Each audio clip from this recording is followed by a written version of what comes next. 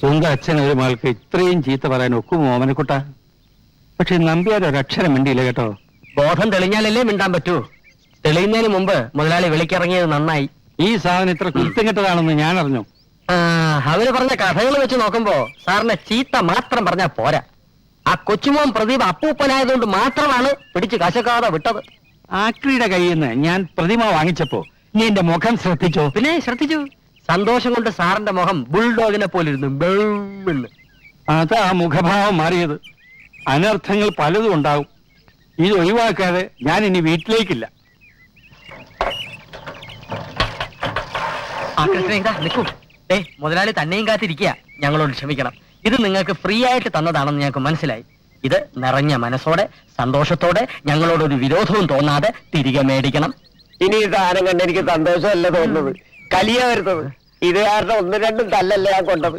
എന്റെ പൊന്നു സാറന്മാര് എന്നെ വെറുതെ ഇട്ടേക്ക്. അങ്ങനെ പറയരുത് സഹോദര. ഞങ്ങൾ ചെയ്തതിന്റെ പ്രായശ്ചിത്തം ചെയ്യാൻ അങ്ങ് ഞങ്ങൾ അനുവദിക്കണം. അതിനുള്ള പ്രായശ്ചിത്തം ഞാൻ നിങ്ങൾക്ക് തരാം.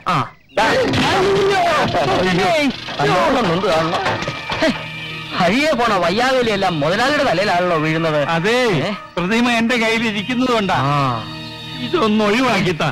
അല്ല, അത് ഞാൻ ഒഴിവാക്കി തരാം. അതിന് വഴിയുണ്ട്. അതുവരെ ഈ പ്രതിമ മുതലാളിയുടെ കയ്യിൽ തന്നെ ഇരിക്കട്ടെ. വമ്പിച്ചാടായ വിൽപ്പനയും തോപ്പുചിപ്പ് കണ്ണാടി മുതൽ നിങ്ങളുടെ ഭവനത്തെ അലങ്കരിക്കുന്ന പ്രതിമകൾ വരെയുണ്ട്. പ്രശസ്ത സിംഗപ്പൂർ ശില്പിയായ ഗസ്റ്റോ ഗൽബോൾ ഗോണോസ്കിയുടെ മനോഹരമായ കരവിരുതിന്റെ അത്ഭുതകരമായ മാൻഡ്രക്കിന്റെ പ്രതിമ. നിങ്ങളുടെ കുടുംബത്തിൽ ഐശ്വര്യവും ഉയർച്ചയും ഉണ്ടാക്കാൻ പോകുന്ന ഒരു പാവം പ്രതിമ സന്തോഷത്തോടെ ഏറ്റുവാങ്ങാൻ വന്നട്ടെ. കടന്നുവരൂ. കണ്ടില്ലേ, ഏതോ കാണ്ടുള്ള വീട്ടിലെ കാരണവരാ വട്ട് പിടിക്കുന്ന തോന്നെ. നോക്കി നിൽക്കാതെ കടന്നു വരൂ. കടന്നു വന്നല്ലോ. എന്താ സാർ വേണ്ടത്? ഇതും സാർ, ഈ പ്രതിമ തരട്ടെ സാർ. സന്തോഷമായിട്ട് ഏറ്റുവാക്കണം സാർ. ഇഷ്ടമുള്ള തന്നാൽ മതി സാർ. വേണ്ട, 2 രൂപ എത്രയായി? ഇത് 35 രൂപയെ. 35? ഒരു 10 രൂപ വരട്ടെ. 10 10. സാർ, ഈ പ്രതിമ സന്തോഷത്തോടെ ഏറ്റുവാങ്ങണം സാർ. ഒന്നും തരണ്ട സാർ. വേണ്ട സാർ, നല്ല പ്രതിമയാണ് സാർ. വേണ്ടെന്ന് പറഞ്ഞില്ലേ? സാർ, നല്ല പ്രതിമയാണ് സാർ. നല്ല മൊട്ടത്തല. വമ്പിച്ചാടായ വിൽപ്പനയും. കടന്നു വരൂ. പ്രശസ്ത പേര് മറന്നുപോയല്ലോ. സിംഗപ്പൂർ ശില്പിയായ ഗ്ലാസ്നോസ് കുളിനോസ്കി നിർമ്മിച്ച ഈ പ്രതിമ സന്തോഷപൂർവ്വം ഏറ്റുവാങ്ങുക. ആരും പണം തരേണ്ട കാര്യമില്ല സുഹൃത്തുക്കളെ, പണം തരേണ്ട കാര്യമില്ല. ഫ്രീ. കടന്നു വരൂ സുഹൃത്തുക്കളെ, കടന്നു വരൂ. ആർക്കും വേണ്ട മുതലാളി. ആർക്കും വേണ്ട ഈ പ്രതിമ. ഒരു പൈസയും തരണ്ട. വെറുതെ എടുത്തോളൂ. പൈസ തരണ്ട. ഒഴിവാക്കി തരൂ പ്ലീസ്. മുതലാളി, വെറുതെ കൊടുക്കാമെന്ന് പറഞ്ഞിട്ട് പോലും ഈ എരണം കെട്ട കുണ്ടത്തിനെ ആർക്കും വേണ്ട. നമുക്ക് ഈ കച്ചവടമൊക്കെ നിർത്താം. ഇതിനെ മുതലാളിയുടെ പട്ടികൾക്ക് കളിക്കാൻ കൊടുക്കാം. പട്ടി? എന്റെ പട്ടികളെ പറയുന്നോടാ? എന്നെ പട്ടിയെന്ന് വിളിച്ച് എല്ലാം ചുരുട്ടി എടുക്കട്ടെ.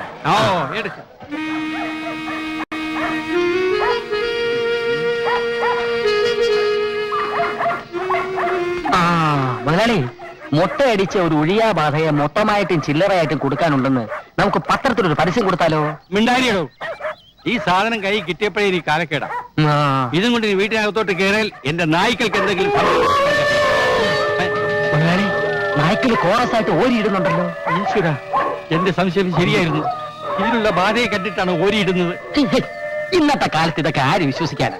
പ്രതിമയ്ക്ക് ബാധവതിലോ മണ്ണാങ്കട്ട, ഇതൊക്കെ ഒരു അന്ധവിശ്വാസമാണ്. Super satisfaction.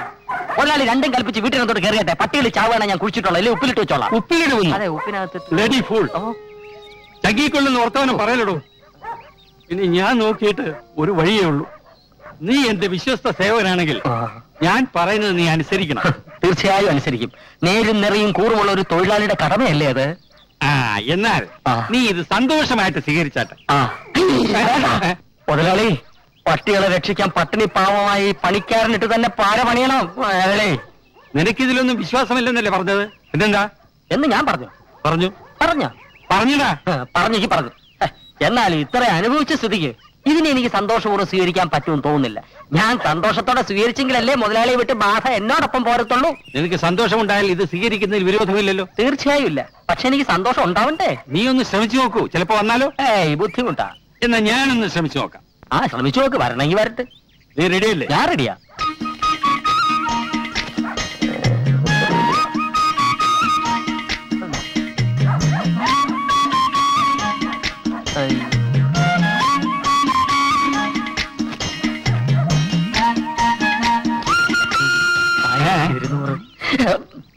പണം ഒരു പിശാചാണെന്ന് പറയുന്ന ഇതുകൊണ്ടാ. അരുതാത്തതൊക്കെ ചെയ്യിക്കാൻ അതിന് വിരുത് കൂടും. റഷ്യയിൽ ആരോ പറഞ്ഞതുപോലെ മുതലാളിയുടെ സന്തോഷമാണ് തൊഴിലാളിയുടെ സന്തോഷം. ഇനിയിപ്പൊ ഇവിടെ ഈ വാടക വീട്ടിൽ ഒറ്റത്തടിയായി കഴിയുന്ന എന്റെ സന്തോഷം ദുഃഖമായാൽ എന്ത്? പിന്നെ ഭാര്യ അവക്ക് ജീവിക്കാനുള്ളതുണ്ട്. നിനക്കും ഭാര്യയ്ക്കും ഒന്നും സംഭവിക്കില്ല. ഇനി അഥവാ എന്തെങ്കിലും സംഭവിച്ചാൽ നിനക്ക് ഞാനുണ്ട്, എന്റെ പണമുണ്ട്, എന്റെ സ്വാധീനമുണ്ട്. ഇതൊക്കെ വെറും അന്ധവിശ്വാസമാണെന്ന് ഈ ഓമനക്കുട്ടൻ തെളിയിക്കും മുതലാളി. നീ ഇതും പിടിച്ചോണ്ട് ഇവിടെ നിന്ന് തെളിയിക്കാൻ ശ്രമിക്കണ്ട. വീട്ടിൽ പോയിക്കോ. ശരി, ചത്താ ഞാൻ നാളെ വരാം. അല്ല, ചത്തില്ലെങ്കിൽ ഞാൻ നാളെ വരാം. അയ്യോ, നാളെ വരണ്ട, മറ്റന്നാൾ വരണ്ട. ഇപ്പൊ ബാധ നിന്റെ കൂടെയാ. ഇനി നീ ഓടിക്കുന്ന വണ്ടി ആക്സിഡന്റ് ആവും.